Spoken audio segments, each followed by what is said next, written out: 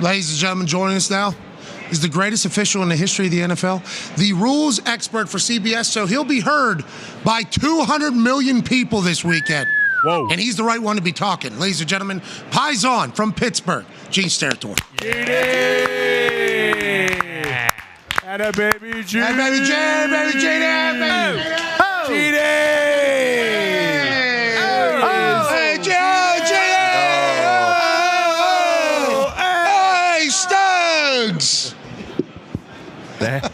So many Italians back there. It's a nice room back there right now. Buzz back there, yeah. So many. It has to be the most Italian green room in the history of Radio Row. Maybe. Well, and the scary part, too, is the curtains aren't green. They're like the black curtains back there, you know what I mean? Yeah. Many paisans with the black curtains surrounding you. Yeah. There's not a lot of shadows. You don't know where they're coming from, boys. Yeah, in Vegas, too. I mean, there's a lot of potential conversation there. Since we have you and we're thankful that you stopped by, let's just go right into it. This year feels like the officials have been better than ever before. Obviously, not perfect. And there's going to be things that the boys are going to want to ask about for all year. Yeah. But this year, there wasn't as many of us going, these refs suck every single week, seemingly. Did you view it that way as well? No, I totally agree. And then postseason as well. Look, we always have that conversation too, right? Keep the crews together that work the regular season. Do you break them up and put the others together in this thing in the postseason? But I think what you feel now, right, there is the combination of this experience, post-game experience, years, that element that's unteachable, right? It's the veteran element on the field, and I think we've all felt that through the postseason, and knock on wood, Vinny delivers one this week with some veterans as well. I think that's what you're feeling right now, which is normal, right? It's a 122-person team. You're going to have rookies. You're going to have people that haven't been on that stage, and things happen, but it's that blending and that mentorship in real time on the field that grows the next generation of refs, and, that's, I think, where we're at. Tone has a question for you. I was going to ask when you have like the group that gets together, because they didn't work together all season long, does the white cap, do they get together and say, hey, let's let them play a little bit today? Hey, we got to look at this. Like, how does it go together? Is there... Because they've been letting them play. Yeah, they have. Seemingly, you've been letting them play. Calling the big stuff, boys. We're fishing for whales, not minnows. Okay. You know what I mean? Yeah, mentality. That was my regular season thing, right? And as you're molding your crew through the season, you're trying to get to that space. As a human, if you're looking, if you're breaking, the teams are getting to the line of scrimmage and you're thinking in your position, I'm looking, if somebody does something, if he holds, I'm going to get it or something like that, then you're already prepping for something, and then that little technical foul kind of pops up when it's detailed, right?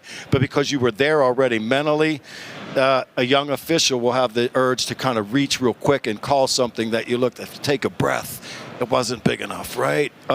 So I think it's that. And really, like for this is different, man. I mean, it's the same thing the teams are doing. Right now, you're looking at the matchups. How does this game potentially evolve from an officiating window this weekend, right? What are the elements I would look at here? Naturally, you got Coach Reed and Shanahan right there. There's an unexpected element to this game where there are going to be a play or two that happen that nobody knows. Surprise. Really special. Yeah, bingo. Right? I mean, same kind of animal as that, right? So expect the unexpected. Within that space, though, 2 tight ends, really good players.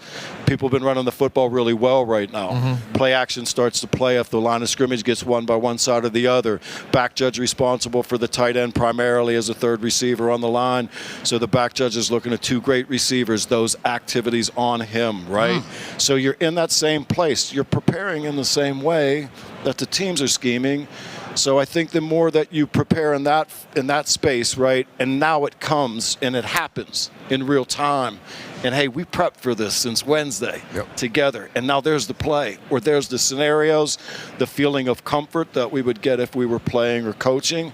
The same element applies to the third team on the field now. Now everybody feels like, dude, we're wired in today. Yeah, hell yeah. I didn't even think about that. On Wednesday. And then on the headset. Here we are Sunday, and it's happening, right? On the headset is the white cap saying, just like we prepared for. Like, is there that type of... It depends on how talkative he is, Patty. I wasn't one shy of words. pretty chatty. We all know. But I would work them on the TV timeouts a lot, right? Like, let's get it through. Let's work the next 4 minutes, boys.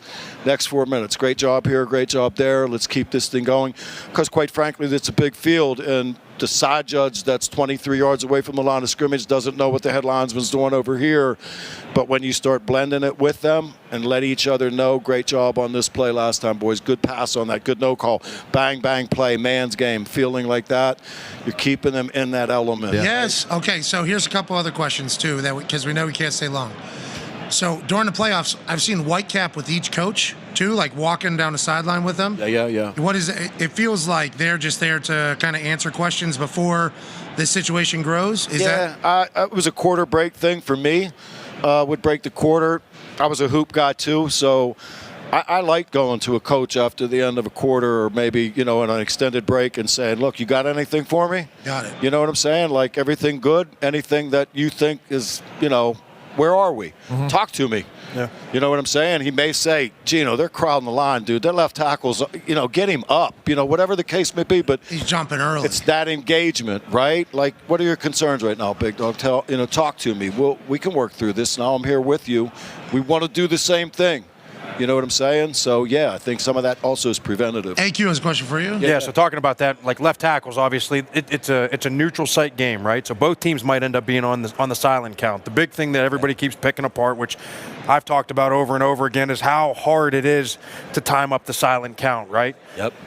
When you see guys and everybody's picking apart Lane Johnson or whoever it is jumping early, right? Like, what is your thought process, and when are you actually throwing the flag versus not throwing the flag? That's a great question, because I'll be honest with you, like, the human condition is when those interior linemen, either side of the ball, time the snap so perfect that they're moving when the ball just starts moving, your human brain is telling you he's early.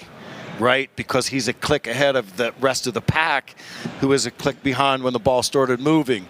So your tendency, as we've watched through many seasons and many games, you're like, dude, that tackle moved early. Go back and frame it. And you're seeing that football just start, and he's off. Mm-hmm. With that said, he's also ahead every once in a while, right? But you don't want to jump in there. But you also got to get it into that space, too, because if he does beat it, as small as that may seem in our game, it's so gigantic, right? It's the left tackle. Wales minnows. That was a great thing. You like that? Yeah, that needs to happen more often. We're going to use that. Yeah, well, we're hoping that refs will start using that because, when we went to the Rose Bowl and we were on the field there for Michigan, Alabama, talked to the Whitecap. He's a fan of the program. He watches the show. So he was, and I, standard ref conversation with me. I'm like, hey, let's not fuck up this game now, boys. Just do that. And he said, no, we're observers here. We are observers here. And he was true.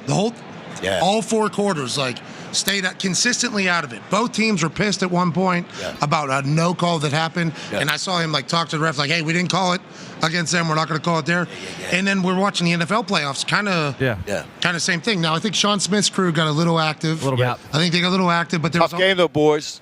Tough game. Hey, a little active, though. I'm with you. But listen, man, here's how I looked at those. I had San Francisco, Seattle, that NFC Championship, the Crabtree-Sherman matchup. Yeah. Huge intensity, kind of like Steelers-Ravens regular season, right? You know that when the play ends, am I going to give you some shit? Are we going to have that moment? Am I going to give you a flipper? Send you back to the huddle with something? Yeah, and we're going to let that one go. Because it just ended the play. It's like Zay at the end, the Flowers play, right? I get it. He's holding on to your leg another 2 seconds. I get that you also kicked him for a minute because he was. We're good there. Yeah. But why now in the next 2 seconds you're going to go one more to me? Yeah. You put me in a box.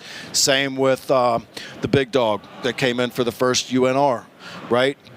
Kelsey's laughing. He's talking shit. We're having fun. Oh, Kyle Van Noy. Van Noy is just right here. And now here we come, though, a second and a half after I let you guys do what we do here. Now listen to me and tell me the play clock's running, which was my thing, too. Play clock's running.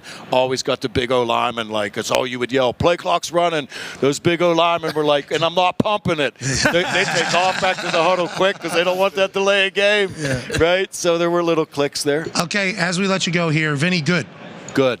We like him. Hoop dude too, man. So, all right. Warm to my heart with the basketball piece. So we're thinking good is going to be a good call game. Yeah, Tommy Hill too, downfield last game this year. Perlman last game this year, 25-plus year guys, right? Wow. So big-time experience. Terry Killens on the field before in this moment. Younger ref, but guess what? Been on the stage now, right? So, yeah, that's my feeling. And we get to sit back and watch it. Yeah, we wish you were calling it, but we'll be excited to hear you. When they get the segue with the knobbies and they let the refs use it where I don't have to run now. Think about it, Patty. Like that knobby lamp, like digging up the Hey, dirt. Tony like, sends it. Tony and Jim send it to you more than all the time in history. I love it too. Right? Yeah, you're the right guy to be talking. Like, I appreciate the fact that Tony's like, Well, I don't know, Gene. What do you think? he goes right to What do you think, Gene? Yeah. I'm like, don't go too quick though, because I don't know from me is not a good response. You know what I'm saying? But no, they've been. It's not good for the gimmick, but also you're very transparent about like, hey, I'm watching this in real time right now, and we hear you whenever you say, "Oh, now that I saw that look, it does appear as if this is boom, bang, pow," and you move on, and you're always the same as what ends up happening when you're calling games. Do the refs just have your? That'd be smart. That's what they should do. They should do that. Yeah. The refs on the field should have your direct ear. Yeah, for CBS games. Or their mic, or when they speak through the loudspeaker on the stadium, it's like an AI and it's his voice. Yeah, it should just be Gene. Yeah. That's. Are we getting more involved with the NFL? Like, are they listening? You think?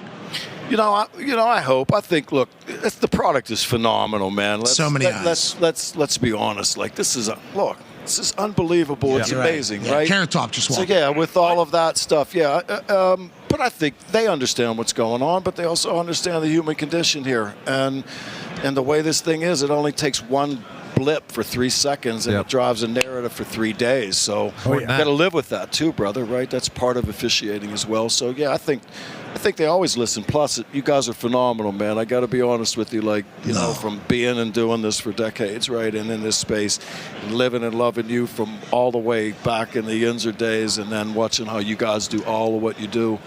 The fact that you're just so damn authentic, and it's like we're just sitting around shooting the shit. It's real, and the country loves it. They should love it, and it should become the new normal, bro. I mean, I'm just serious about Gene, it's true. we appreciate you guys. Hey, grazie. Gotta go. I wish Coach Pagano was here right now. Yeah, so do we. He was too hungover though. I don't know if you saw him. He was hungover. Coach Pagano is a two-kiss paisan. You know what I'm saying? Sometimes when you see, you do the hug, it's one on the cheek. When it's the second level, it's the hug, it's on one cheek. Yeah. The other cheek. Well, I think that's in Vegas too, because Chuck's on a little extra sauce. I think he's a two-kisser when he's on a little extra paisano sauce. You have a little time differential too. You got to bear with it. Had the Ferragamos on. Yeah, had a little of this, had a little stove. Yeah, he was doing the He was full. living it. Yeah, he was, as he should be, just like you. We can't wait to hear you on Sunday. You're the man. We appreciate it. Ladies and gentlemen, the greatest All right, official of man. all time, Gene Steratore. Yeah, Gene.